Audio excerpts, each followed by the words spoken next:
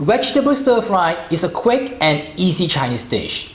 Stir frying adds a whole new dimension to your plain vegetable only if you do it right.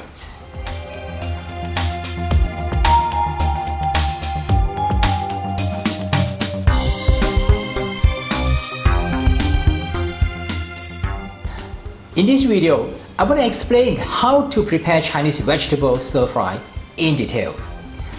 Your lustrous, gorgeous vegetable stir fry with remarkable texture will knock your socks off. You'll recognize immediately the ineffable taste that you're familiar with in the Chinese restaurants. So let's dive straight in. Step 1. Prepping the vegetables. I'm using the common vegetables to prepare the stir fry. We have the broccoli, cauliflower, capsicum, snow peas, and carrots. And for the sauce, we have the salt, sugar, some ground white pepper, some cornflour, oyster sauce, and finally, we have some chopped garlic for stir frying. First, broccoli. Cut the stem off the head of the broccoli with a sharp knife. Cut it close to the head so that the head will fall away as florets naturally. Discard the lower part of the stem, which is usually hard and fibrous. Cut the more tender part of the stem into slices or wedges. Now this section is full of flavor, so I suggest should not throw them away. Cauliflower. Cut the cauliflower in half from the top of the crown through the stem. Large florets will naturally fall off from the core. Now you can use the tip of the knife to separate the large florets into bite size.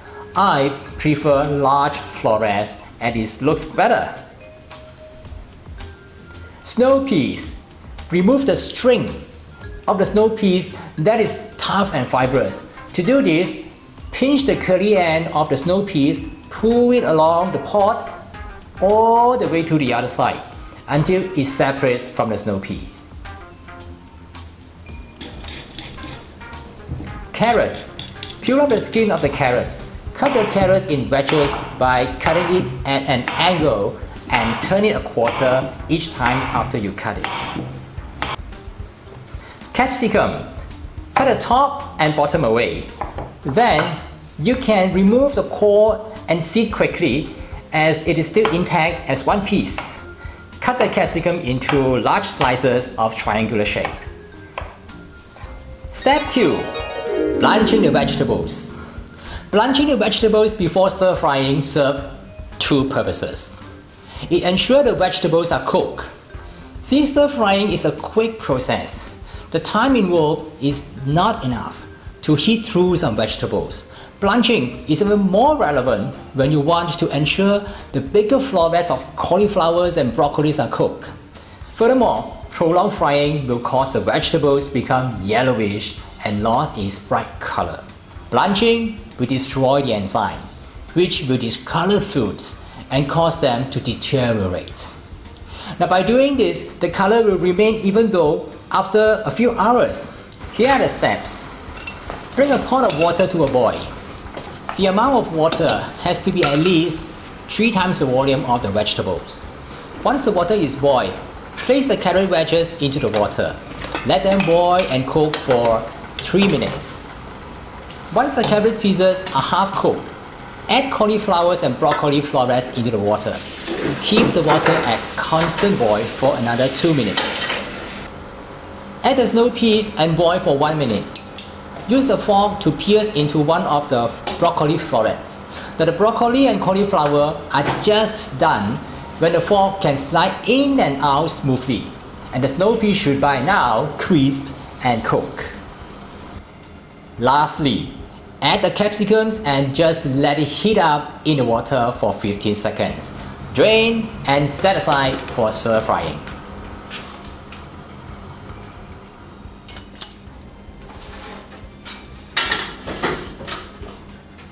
Step 3.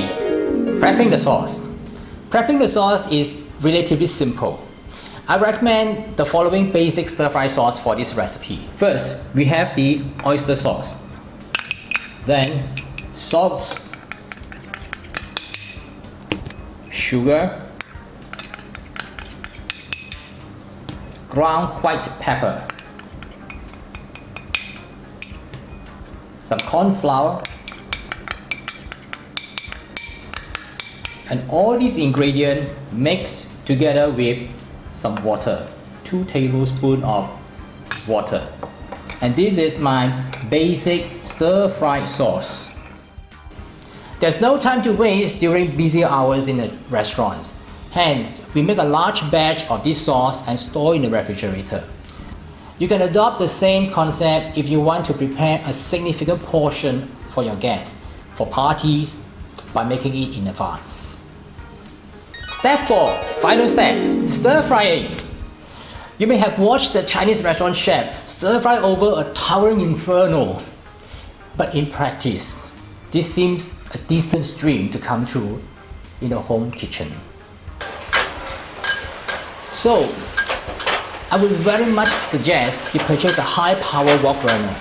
It is not expensive and is invaluable for stir frying and many other Asian cooking methods. Now, in the event this is not possible, you can still produce excellent dish by following these steps. Heat up some vegetable oil in the wok or saucepan. Add a tablespoon of chopped garlic and saute over low heat until it turns aromatic. Here, you have 2 choices. You can just stop short once the garlic becomes fragrant, or continue sauteing it until it turns golden brown and crispy. Now, if you want the garlic crispy, continue to stir and move the garlic around, or else it will tend to stick to the wok and burn quickly. Add the pre-mixed stir-fry sauce and continue the cooking process. The cornstarch is cooked when the sauce turns translucent.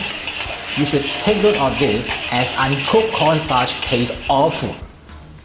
Now after that, add the drained vegetable to the wok. And now, there are 2 ways you can do. If you want to serve it immediately, crank up the heat and stir fry over the highest flame you can muster. Stir fry for a short moment, around half a minute, until you can smell the aroma that you are familiar with in a Chinese restaurant. We call that wok hei, which means the breath of wok.